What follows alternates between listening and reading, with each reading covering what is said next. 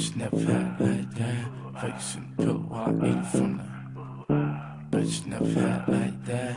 Facing pill while eating from the bag. It ain't no shame in my game. I do it my tongue, do it with my, do it with my. It ain't no shame in my game. I do it with my tongue, do it with my.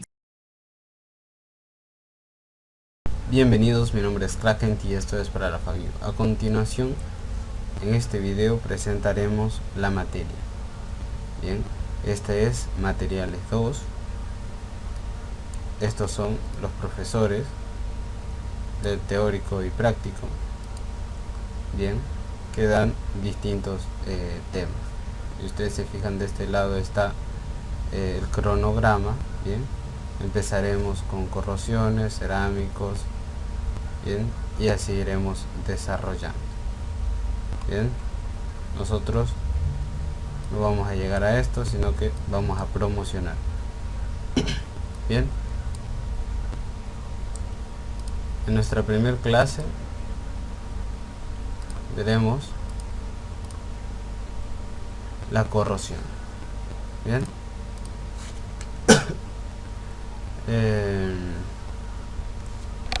la corrosión podemos decir rápidamente que es el deterioro o daño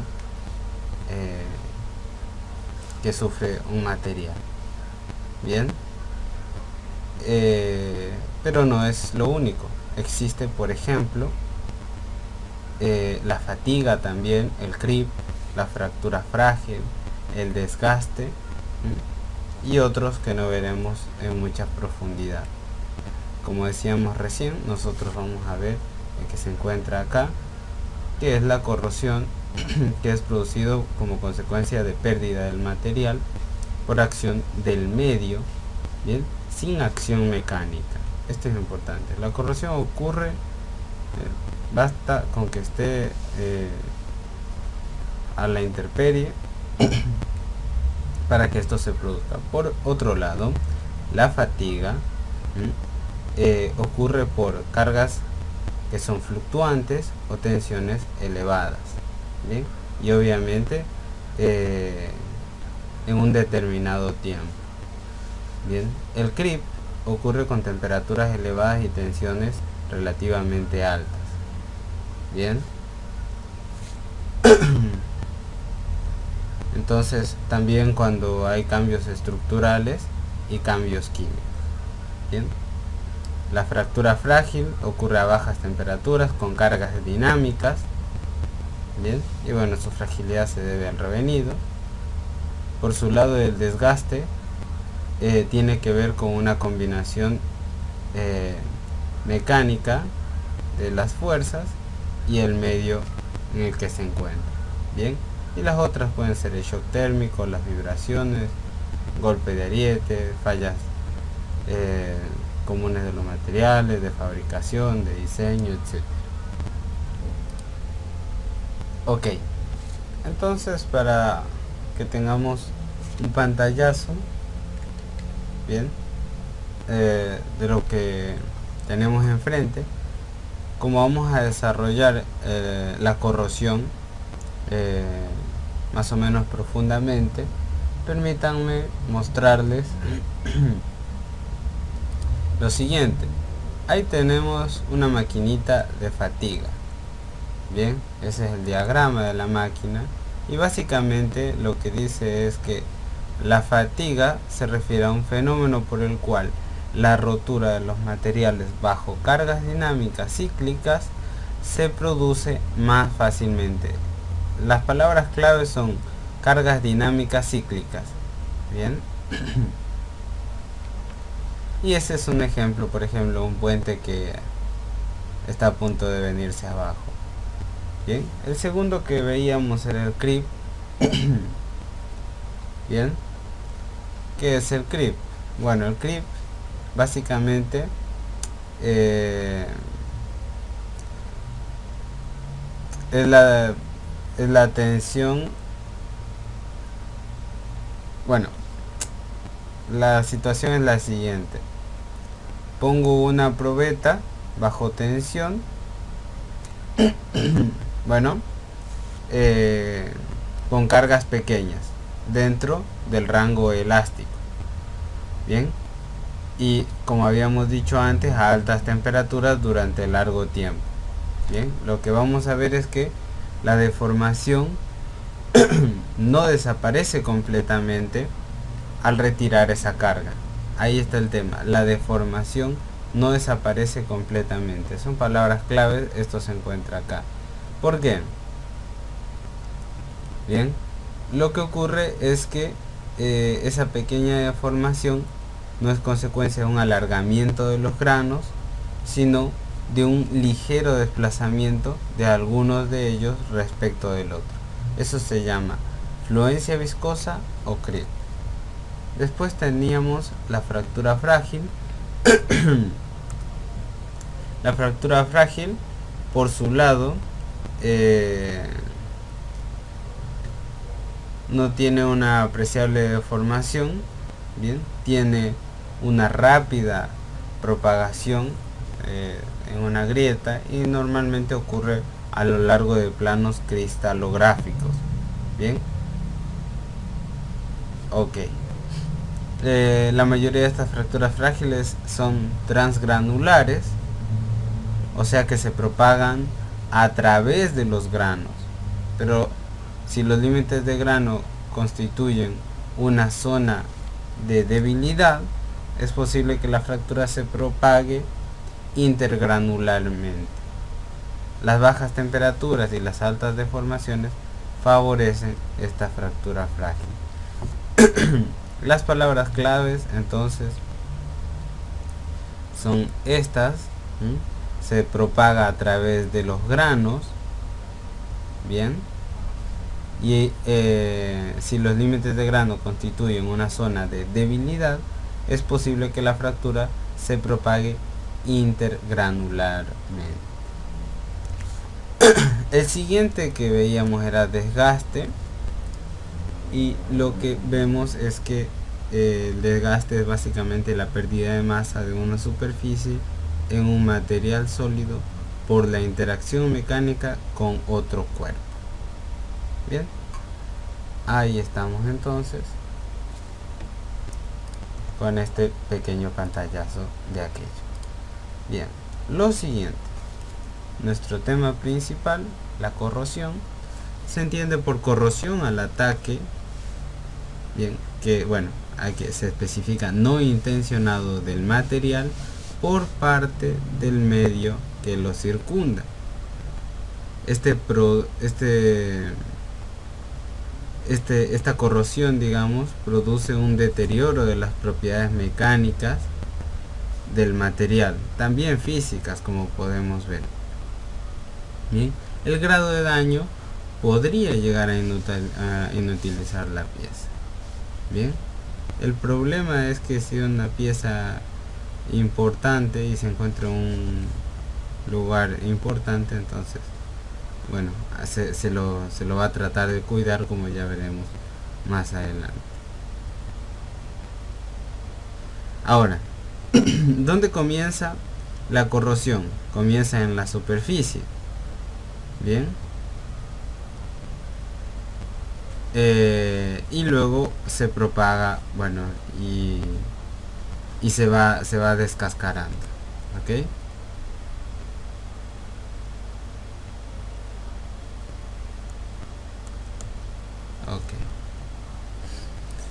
¿Qué ocurre? ¿Cuál es el problema? La corrosión es un proceso natural e irreversible.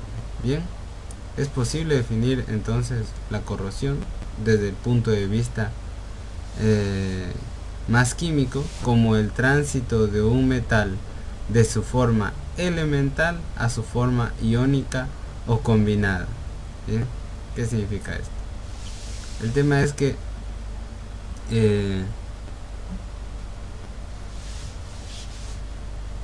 al estar expuesto, el metal retoma la forma combinada formando óxidos, sulfuros, hidróxidos, etcétera, que es como los materiales se encuentran habitualmente en la naturaleza. Bien, entonces ahí está el problema. El proceso de corrosión es espontáneo, y cuanto mayor es la energía gastada en la obtención del metal a partir del material, tanto más fácilmente el metal revierte el estado combinado. Es decir, tanto más favorecida termodinámicamente está la reacción de corrosión. Entonces, varias cosas claves aquí. La corrosión es natural e irreversible. Bien, lo que busca el material es regresar a su forma elemental, a su forma iónica o combinada. Bien, habíamos dicho que era espontáneo, ¿sí? No solo natural e irreversible, sino también espontáneo. Bien. Y la cosa es que cuanto mayor energía hemos invertido para obtener el metal, tanto más fácil es para el metal revertir esa situación. Bien, definiremos entonces lo que es la cinética de la corrosión. Los metales no son atacados con la misma velocidad, e incluso algunos presentan aparente inmunidad frente a ciertos medios. Este comportamiento obedece al hecho de que la cinética del proceso corrosivo muchas veces parece contradecir la termodinámica. La velocidad no depende únicamente de las fuerzas impulsoras, bien, sino también es afectada por otros factores como los que tenemos acá. El primero es el factor que define el medio reactivo. El segundo son los factores vinculados al propio material. Y el tercero son los factores que definen las condiciones de empleo. Bien, tres factores muy importantes. El primero, el que tiene que ver con el medio reactivo. Bien, es importante la concentración del reactivo, el contenido de oxígeno, el pH del medio, adición de inhibidores, temperatura, presión.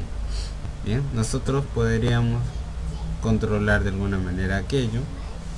Bien, luego los factores vinculados al material. El material, tenemos que ver qué tipo de material y composición de aleación usaremos. También el proceso de su elaboración, las impurezas, los tratamientos mecánicos. Bien, por último, las condiciones de empleo, el estado de la superficie, la forma de la pieza, las solicitaciones mecánicas, que es fundamental. Si está en lugares claves, tenemos que usar materiales apropiados, el diseño de las uniones, el envejecimiento y la modificación de los revestimientos. Bueno, acá una pequeña idea sobre el problema económico que tiene la corrosión y por qué es importante para nosotros como ingenieros solucionarlo. Bien, ahí está una gráfica para ver cómo se comporta el costo con la seguridad si nosotros aumentamos costos. Cómo se comportan estas curvas. Bien, y si aumentamos seguridad, qué va ocurriendo. Bien, nosotros tenemos que esta curvita negra es la intersección de esta curva con la curva roja 2. Bueno, la curva esta azulcita que ven acá surge de considerar las pérdidas directas e indirectas. Bien,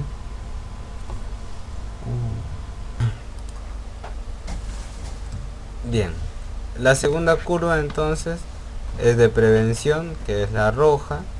Bien, e indica cómo aumentando la seguridad y la confiabilidad, aumentan los costos. Bien, es entonces que la unión de estas dos curvas, la que surge de considerar las pérdidas directas e indirectas, bien, junto con la prevención que tiene que ver con el mantenimiento, etcétera, dan la curva de costo total, que tiene esta forma. Ok.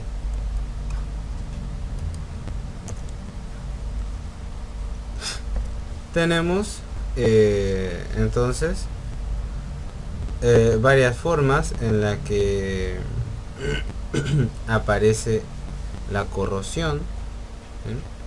Según su naturaleza tenemos entonces una corrosión húmeda y una seca, y según el mecanismo tenemos químico, electroquímico y biológico. Bien, una división un poco más grande te diría según su morfología. Bien, uniforme, macroscópica localizada, microscópica localizada. Bien, tenemos entonces dentro de la macroscópica localizada la galvánica, la picadura, la rendija, la disolución selectiva, erosión, corrosión, cavitación. Bien, y el SCC, que ya vamos a ver más adelante. Y según la microscópica localizada está la intergranular y la exfoliación.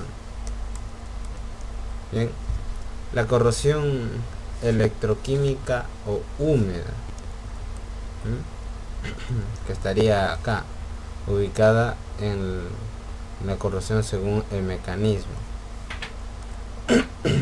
Bien, fíjense que lo ponemos acá a electroquímica o húmedo. Si hacemos una división según su naturaleza, tenemos húmeda, y dentro de lo húmedo sería lo electroquímica. ¿Bien? Electroquímica o húmedo. Bien, entonces lo que ocurre en esta corrosión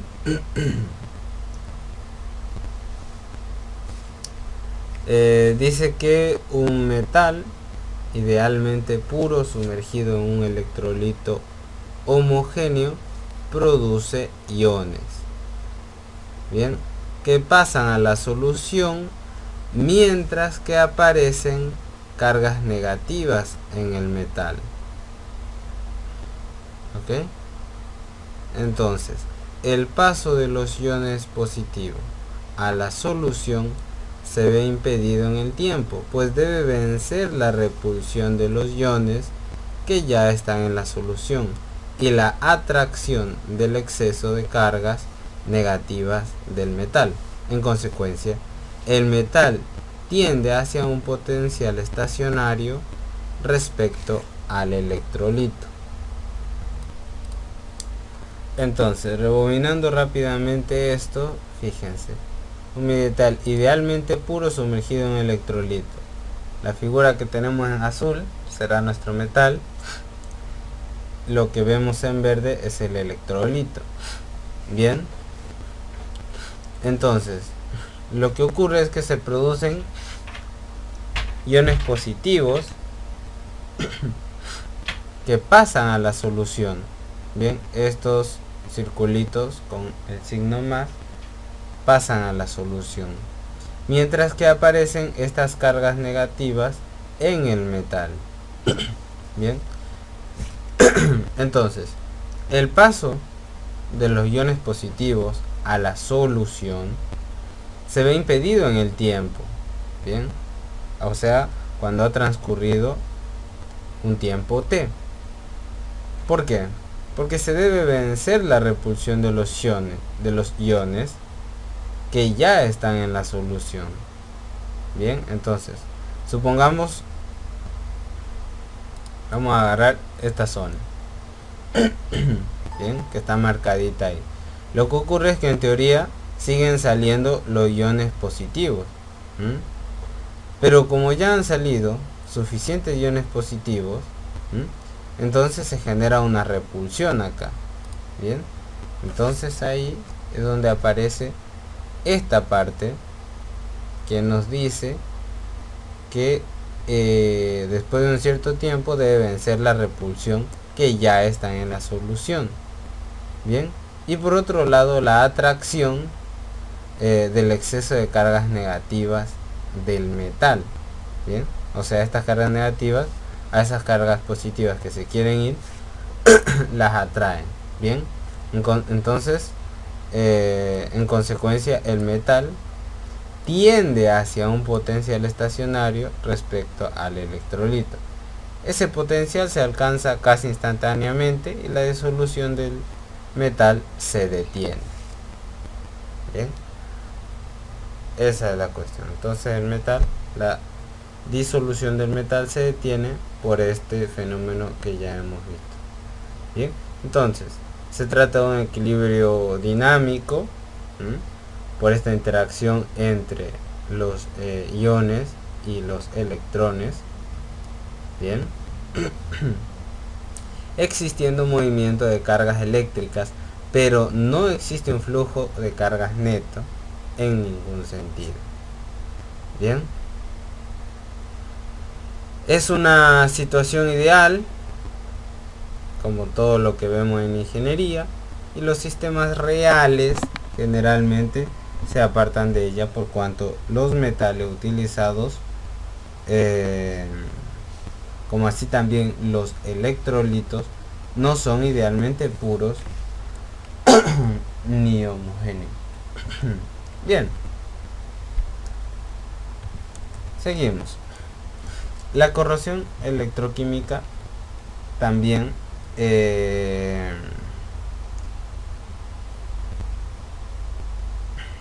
sabemos que cada elemento, fase o compuesto manifiesta un potencial de disolución diferente frente a un determinado medio. Bien, que es lo que hemos visto recién, ¿sí? Esa interacción manifiesta un potencial de disolución. Bien, y ese potencial de disolución cambia según el medio en el que se encuentra el metal. Este potencial entonces entre el metal y el electrolito no es mensurable, pero sí se puede determinar la diferencia de potencial entre dos especies metálicas diferentes sumergidas en el mismo electrolito si los conectamos eléctricamente entre sí. Bien, se refiere a que el potencial de la interacción entre el metal y el electrolito no lo podemos saber.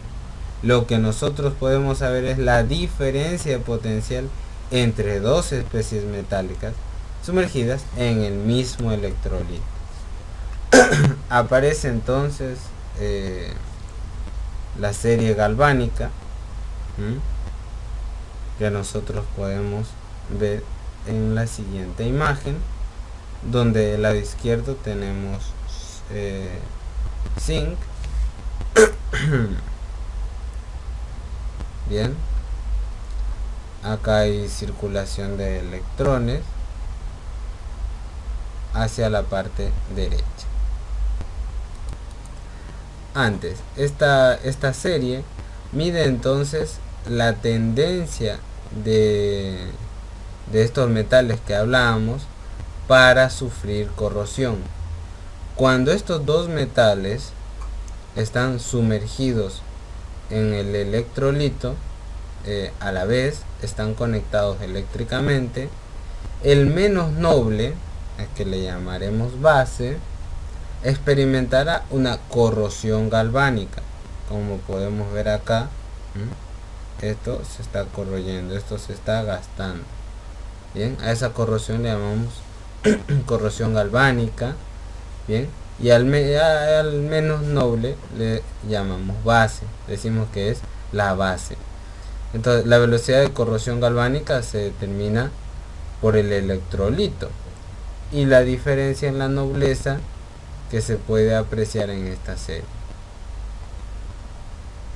Esa diferencia de nobleza se puede cuantificar a partir de la diferencia de sus potenciales de corrosión.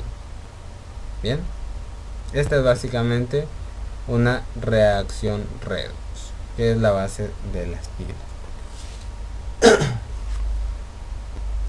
Bien, ahí tenemos.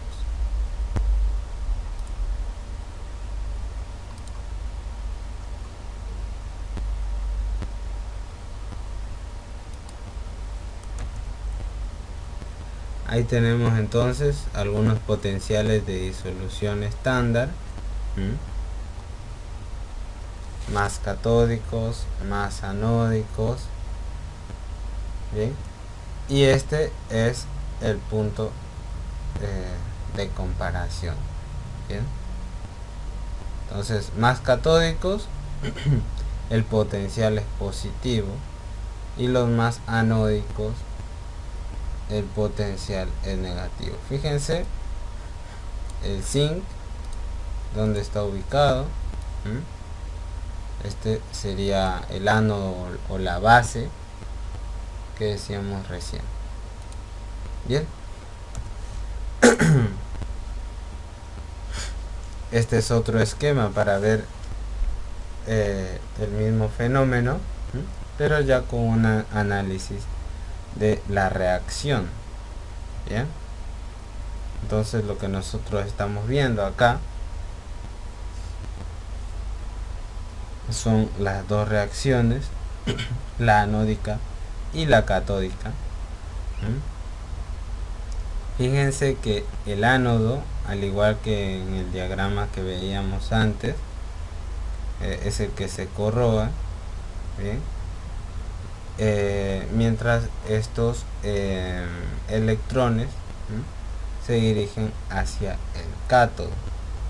Bien, está funcionando, este metal, digamos, está dividido como en dos partecitas, que bueno, una es el ánodo y la otra es el cátodo. Pero eso ocurre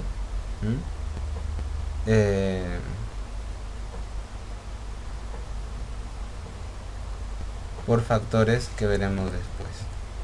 Bien, que el zinc esté cumpliendo estas dos funciones de ánodo y cátodo en el mismo lugar. Bien, prácticamente en el mismo lugar.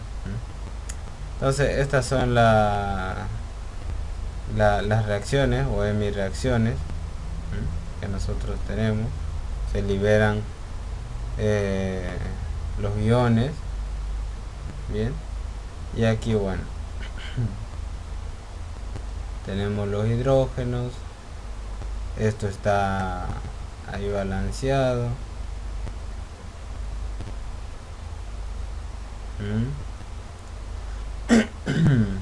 Esto es con los hidrógenos, después con los oxígenos. Bien, bueno, resumen entonces.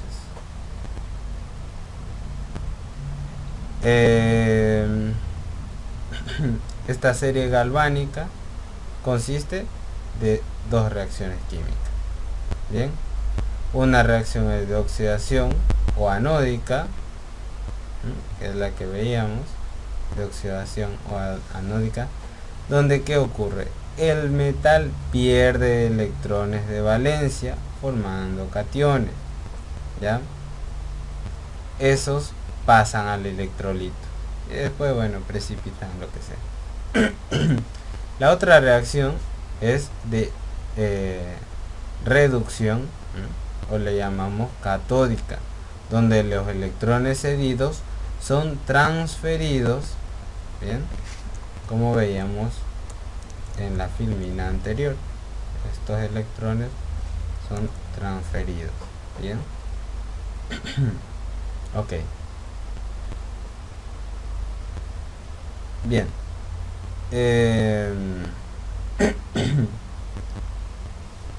este lugar la dilución del metal se ve impedida, ¿sí?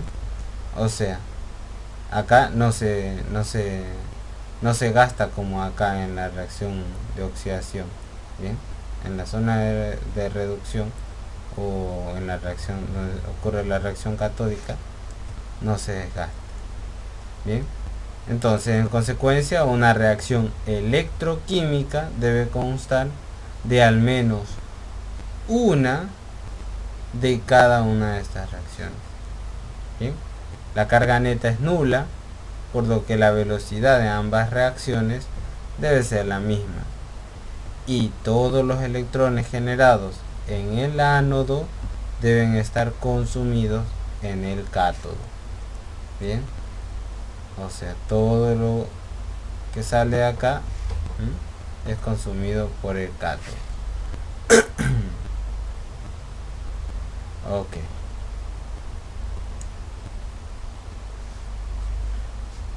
Bien.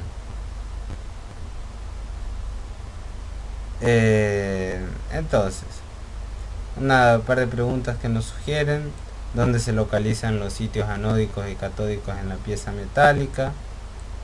En función de qué factores se establece la verdadera densidad de corriente de corrosión. Eso lo vamos a ir viendo conforme sigamos desarrollando esta parte.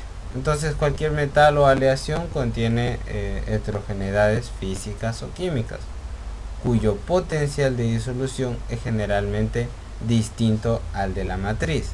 Bien, en estos casos nos encontramos ante un electrodo compuesto que contiene microcátodos y microánodos en cortocircuito y cuya posición es desconocida.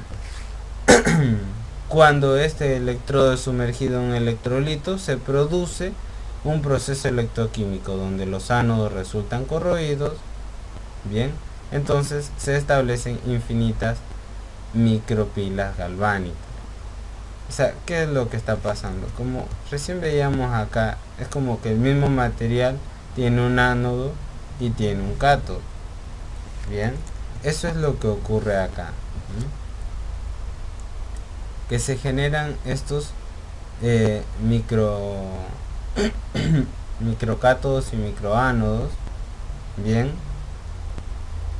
y forman un cortocircuito, bien, en cortocircuito. Esa posición obviamente no la conocemos, bien, pero lo que sí conocemos es que esto ocurre, bien, y básicamente se establecen entonces infinitas micropilas galvánicas, y lo que ocurre es que sale de un lado, se desgasta de un lado, y aparece el material en la parte de la solución, se va gastando, etcétera. Bien, en el diagrama que nosotros tenemos acá tenemos un esquemita de cómo son las cosas con las zonas anódicas y catódicas. Bien, y ahí podemos observar cómo funciona. Ahora, la corrosión electroquímica por heterogeneidad del reactivo de ataque. En este caso, lo que estamos por analizar es una solución que está estanca. Bien, nosotros tenemos acá un metal, bien, en una solución, en este caso es cloruro de sodio. Bien, y como vemos, el mismo metal nuevamente se transforma ciertas zonas en ánodo y otras en cátodo.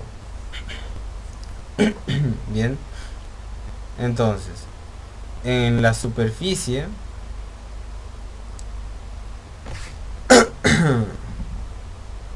se forman en la zona más cercana a la superficie se forman los cátodos. Bien, al estar la solución en contacto con el aire, el oxígeno difunde de arriba hacia abajo. Bien, como podemos ver acá, el oxígeno entonces es absorbido en la superficie del metal, donde se captan los electrones de la capa para formar los iones oxidrilos. Bien, si mal no estoy, creo que son oxidrilos. Bueno, entonces este es el camino del oxígeno. Bien, entonces en la región superior del metal hay una carga menos negativa que en la región inferior, donde el oxígeno no llega. Entonces se establece una circulación de electrones de abajo hacia arriba, como nos muestra la flechita, a través del metal. Bien, la llegada de electrones se opone a la formación de hierro más, bien, y a su vez favorece la ionización del oxígeno. Será pues la región superior la que se constituya entonces, como podemos ver acá, como el cátodo, perdón, bien, y la inferior como el ánodo. Esta parte desgastada está indicando que se está corroyendo. Bien.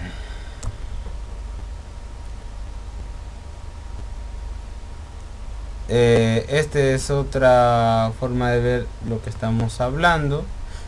Bien, acá también se producen corrosión en estos intersticios. Bien,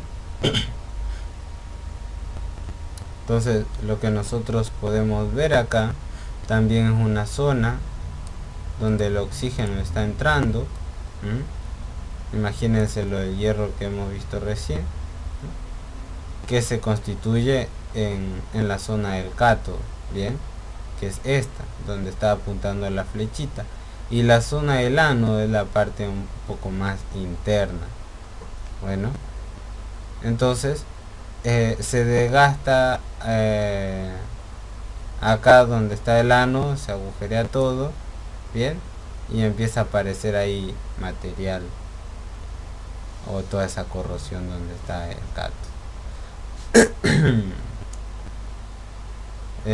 Bueno, en el texto dice lo mismo que hemos dicho. La posición de estos puntos varía en el tiempo, por lo que no es posible individualizar ánodo y cátodo, los cuales se desplazan constantemente por la superficie del metal. Acuérdense, esto es importante también, que los ánodos y los cátodos se convierten ahí en las micropilas galvánicas que vimos hace rato, y básicamente su movimiento es constante, mejor dicho, toman posiciones distintas. En un momento es ánodo, cátodo, etcétera. Bien, y de esta manera es que nosotros vemos que la corrosión se manifiesta de forma uniforme en toda la extensión del material. Bien, como podemos ver acá, este gancho de acá está todo corroído. Bueno, para que este proceso electroquímico prosiga con cierta velocidad, entonces es necesario que los productos de la corrosión generados en el ánodo o en el cátodo sean continuamente eliminados del lugar. Bien,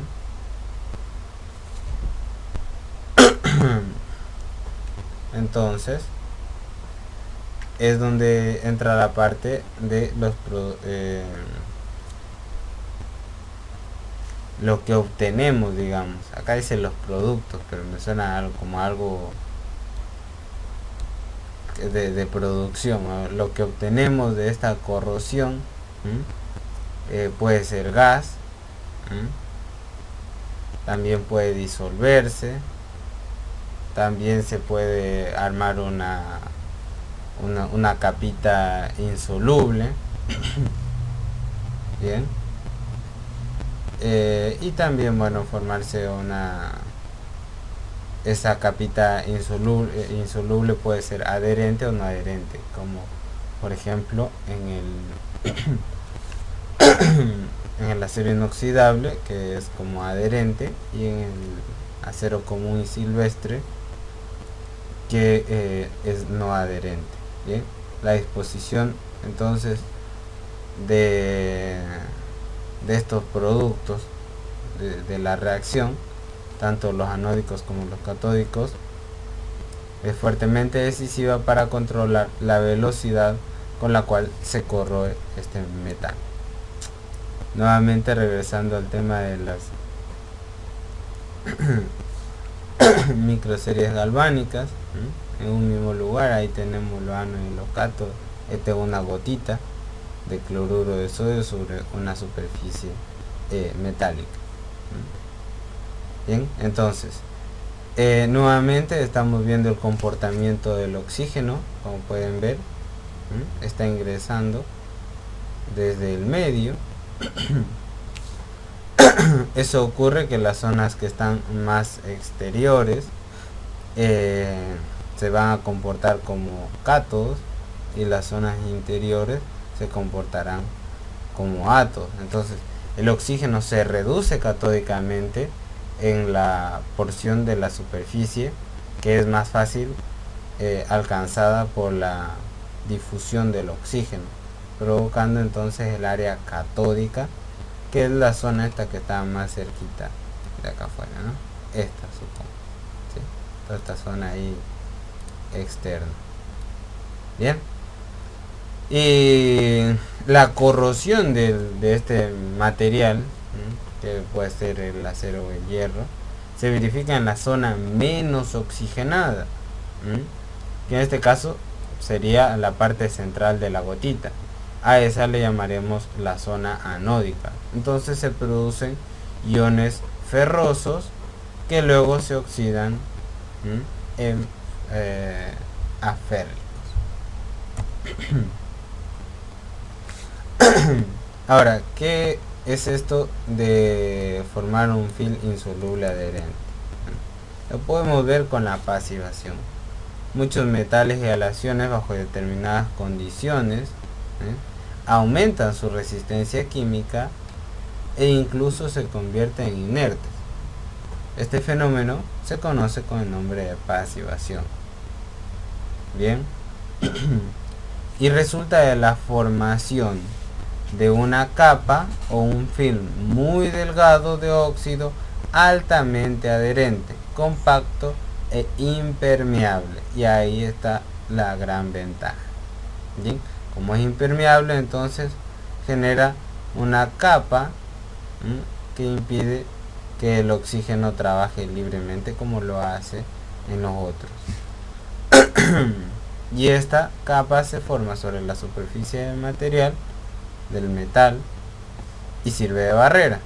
Bien, como podemos ver en el esquema, tenemos el metal abajo, el óxido que está al medio, que está negrito, y el medio que es por arriba. Bien, algunos de los metales entonces que muestran este comportamiento, como ya lo habíamos dicho, es el aluminio, el cobre, el cromo, bien, hierro, níquel, titanio y otras aleaciones.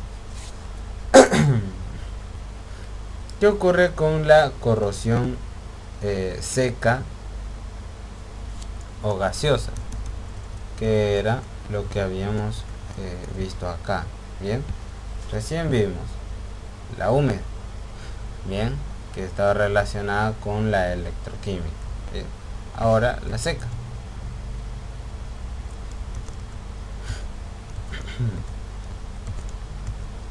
A ver, que nos hemos pasado. Bien.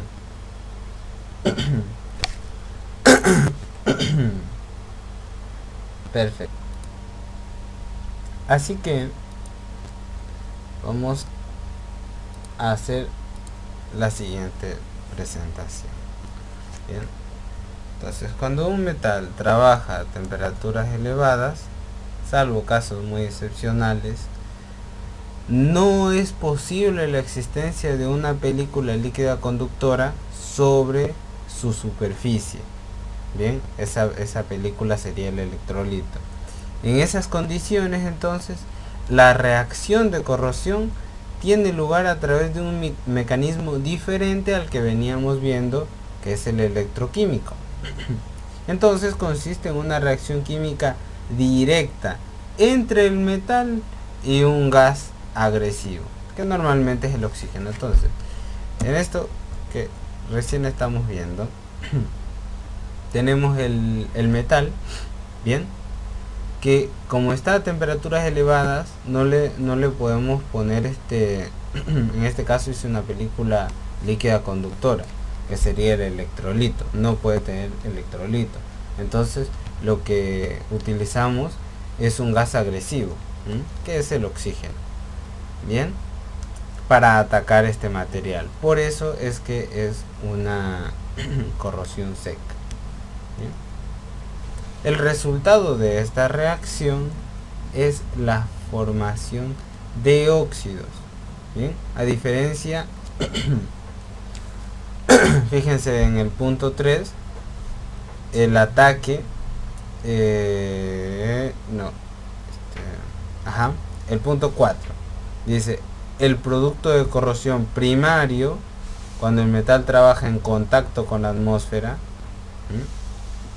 es un óxido y no un hidróxido, como habíamos visto, que es el producto característico de la corrosión electroquímica. Bien, entonces para la corrosión seca el producto es óxido y para la electroquímica es hidróxido. Bien, entonces esa es una de las diferencias fundamentales entre el tipo de corrosión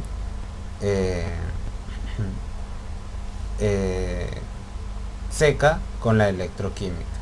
Bien, otra es, vamos al 1, existe ausencia de un electrolito. Claro, como lo estábamos viendo, el electrolito en este caso no hay, sino que es un gas. Bien, cobra importancia únicamente cuando el material metálico trabaja a temperaturas elevadas, como habíamos visto, a temperaturas elevadas. Desde el punto de vista morfológico, entonces el ataque para la corrosión seca suele ser generalizado, mientras que, como habíamos visto, en la corrosión electroquímica no es generalizado, sino que lo podemos pensar como localizado. Muy bien, bueno, ahí dice sobre las regiones de comportamiento anódico. Bien, el que ya vimos recién, que es habitual el producto en una corrosión seca óxido y en una corrosión electroquímica el hidróxido. Bien, al no existir electrolito, el óxido se aparece directamente sobre la superficie metálica. Bien, directamente sobre la superficie metálica, porque no tenemos electrolito. Bien, la circulación de los electrones se produce entonces a través de la capa que se genera de óxido una vez que esté formado. Ahí ocurre la circulación de electrones. Y por último, la circulación de los iones tiene lugar también a través de la capa de óxido. ¿Bien? Entonces fíjense, lo último que dijimos, la circulación de electrones se produce a través de la capa de óxido, y la circulación de iones también es a través de la capa de óxido. Entonces lo que nosotros tenemos es el material más ese oxígeno que les había dicho, más la energía que se entrega, y lo que obtenemos es el bendito óxido que se nos genera en el material. Bien,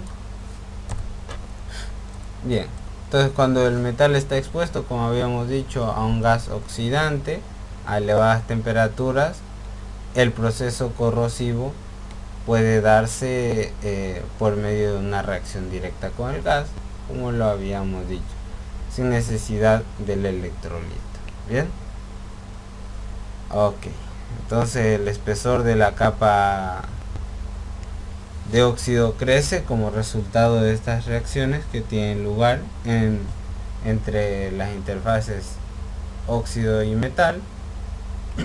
Bien, debido al movimiento de los iones a través de la capa de óxido, ¿sí? Recuerden, los iones bien, el movimiento de los iones y el movimiento de los electrones es a través de la capa de óxido, que fue lo que dijimos en la filmina que les mostré recién. Bien, acá dice que lo podemos considerar como un electrolito solo, pero no hace falta que hagamos esa consideración. Bien, ahí tenemos una esquemita entonces de cómo funciona. Tenemos un metal, en este caso la primera figura del lado izquierdo. Tenemos la capa de óxido, tenemos, como habíamos dicho ya, el movimiento de los electrones y de los iones en la capa de óxido. Bien, y estas zonas, que son la zona del consumo del metal y la zona de formación del óxido. Bien, acá dice desplazamiento del óxido porque lo que ocurre es que se está comiendo esta zona del lado izquierdo.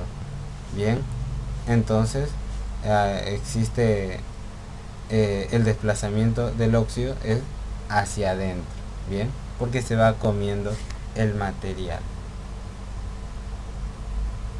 Bien,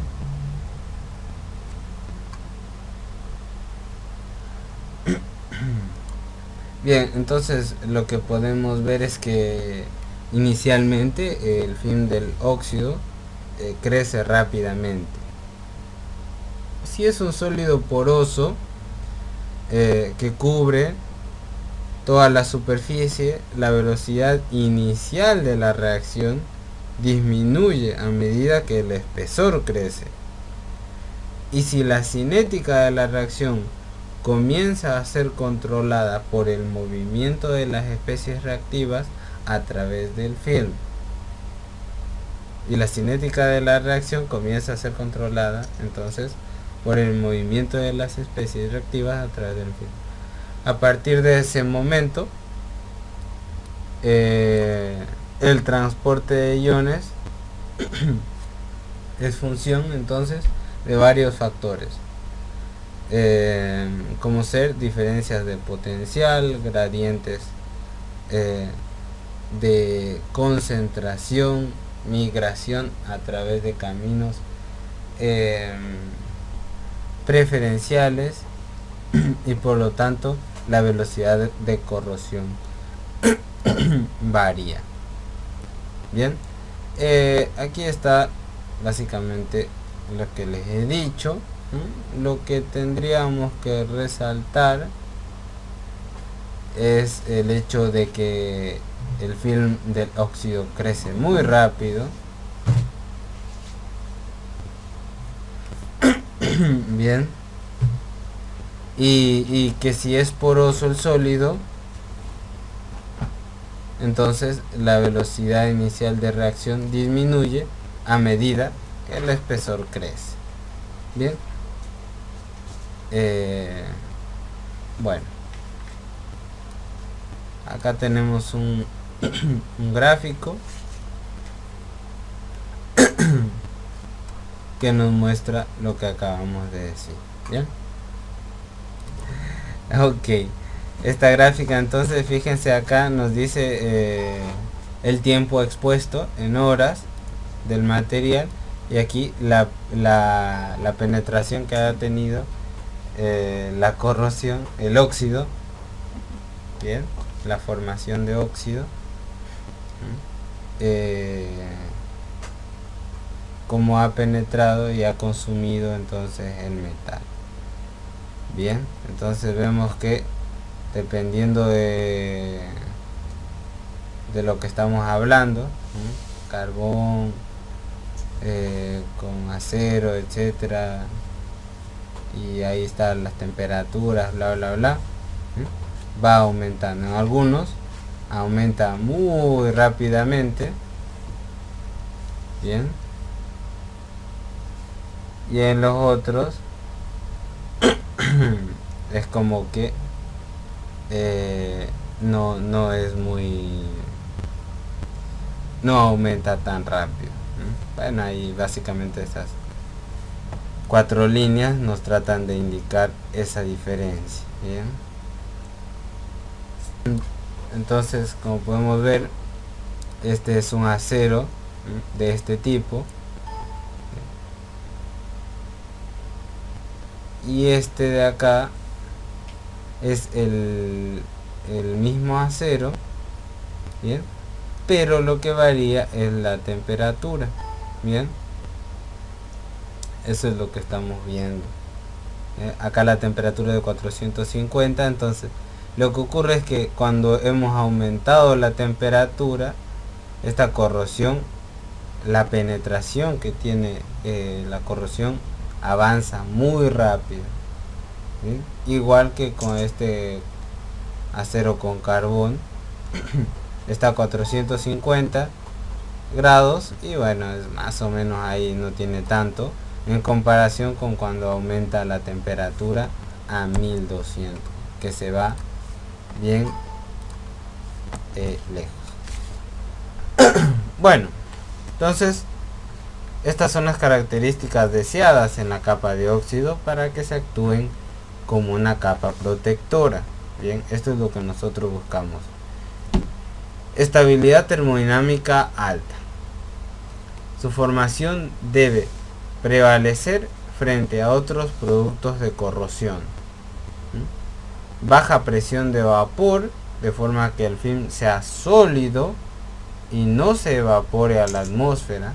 ¿Bien? Porque nosotros lo que queremos es proteger nuestro proteger el metal que vamos a usar. Entonces por eso es que buscamos una estabilidad termodinámica alta. Bien. Y claro que debe prevalecer frente a productos corrosivos. La ventaja de tener una presión de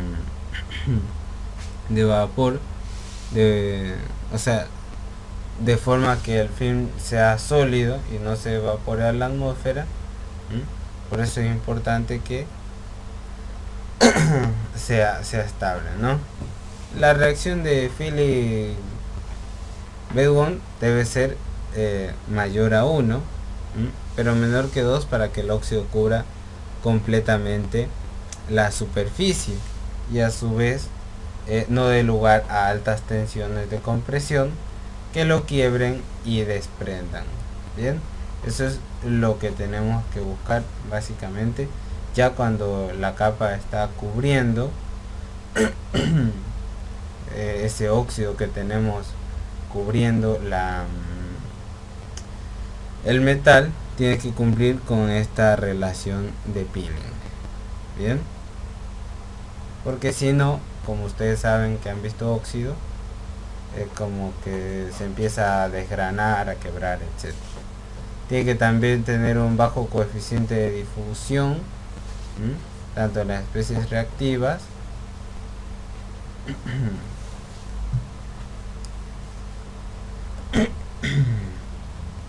bien, entonces un bajo coeficiente de difusión de las especies reactivas, decíamos, cationes del metal o aniones corrosivos. De esta forma la tasa de crecimiento de la capa es baja. Eso es algo que tenemos que tener en cuenta. Alto punto de fusión, bien. Buena adherencia con el metal, bien. Esto generalmente se logra con un coeficiente de expansión térmica semejante al del metal y cierta plasticidad a altas temperaturas, con lo que se evita la fracturación debido a las tensiones originadas por los ciclos térmicos. Bien. Ok, ahí tenemos entonces cómo no debería ser en la parte derecha. Esto es todo poroso, una desgracia. Por ahí entra el oxígeno, hasta un dinosaurio. Bien, y eso es lo que no tenemos que conseguir. Bien, esto es lo que buscamos, como habíamos visto ya hace rato cuando teníamos el metal. Esto de acá sería el medio y esta sería la capa de óxido. Bien, eso sí buscamos. Bien, ok.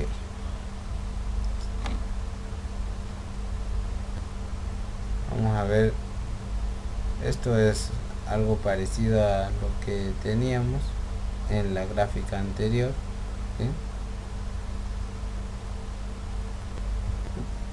¿Sí? Que en el eje vertical nosotros tenemos la cantidad de oxidación bien, y en el eje horizontal tenemos el tiempo que se está oxidando, el tiempo de oxidación en horas. Bien, y esto que dice acá weight increase es el aumento de peso en miligramos por centímetro cuadrado. Bien, entonces ahí tenemos los valores. Conforme aumenta el tiempo, esto se empieza a disparar. ¿Sí? Sin embargo, para otros basta con que pase poco tiempo y se dispara. Bien, el incremento del peso. Bien, entonces la cantidad de oxidación en términos del incremento de peso de miligramos sobre centímetros aumenta, pero fíjense que las temperaturas no son muy distintas. Bien, eso deberíamos por ahí tener en cuenta también. Bueno, acá tenemos algo parecido, pero para un material con una corrosión mucho mejor. Este es no protector y poroso, y este sí es protector y compacto. Está visto con 20 micrómetros y este con 200 micrómetros. Ahora, lo que yo pienso es que probablemente todo esto sea la misma imagen y una mentira para nosotros. Fíjense que de 200 hay 10 que nos están choreando. 200 micrómetros, 20 micrómetros. Bueno, vamos a hacernos los locos con esta imagen. Bien, y bueno, vamos a ver cómo ahí tenemos el tiempo de oxidación en horas. Bien, y la cantidad de oxidación con incremento de peso. Bien. Ok. La velocidad de ataque aumenta sustancialmente con la temperatura en la mayoría de los aceros inoxidables. Bien, esto nos muestra esta grafiquita. Nosotros venimos tranquilos por esta parte. Cuanto aumenta la temperatura, perdón, esto aumenta mucho más rápido. Bien, mucho más rápido. Bien,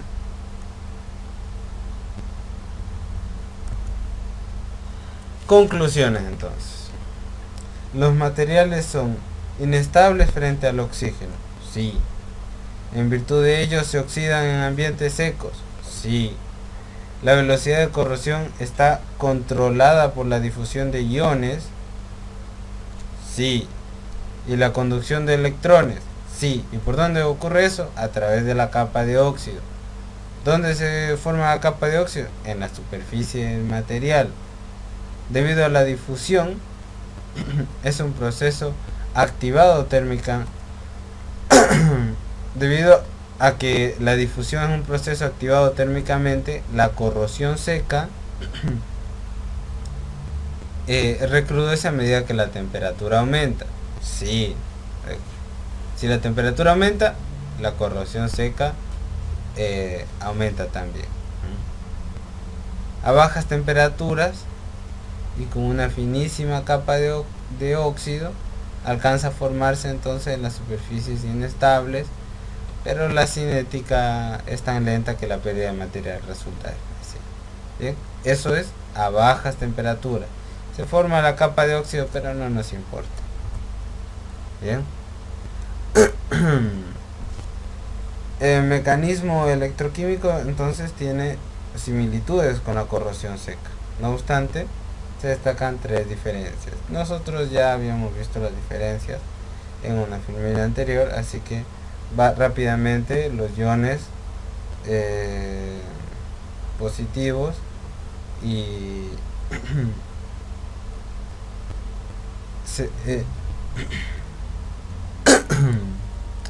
entonces estos dos, digamos, el catión y los iones y los aniones de oxígeno se mueven mejor en estado líquido que en estado sólido. Los electrones viajan con facilidad en materiales conductores. Generalmente los depósitos de residuos que se forman no se depositan sobre la superficie,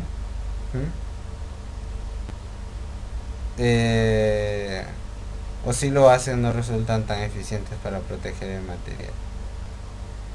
Estas tres diferencias son digamos que una porquería. Bien, así que quédense con las que vimos antes, que están mucho más chéveres. Eso sería todo para este video de corrosión. Chau.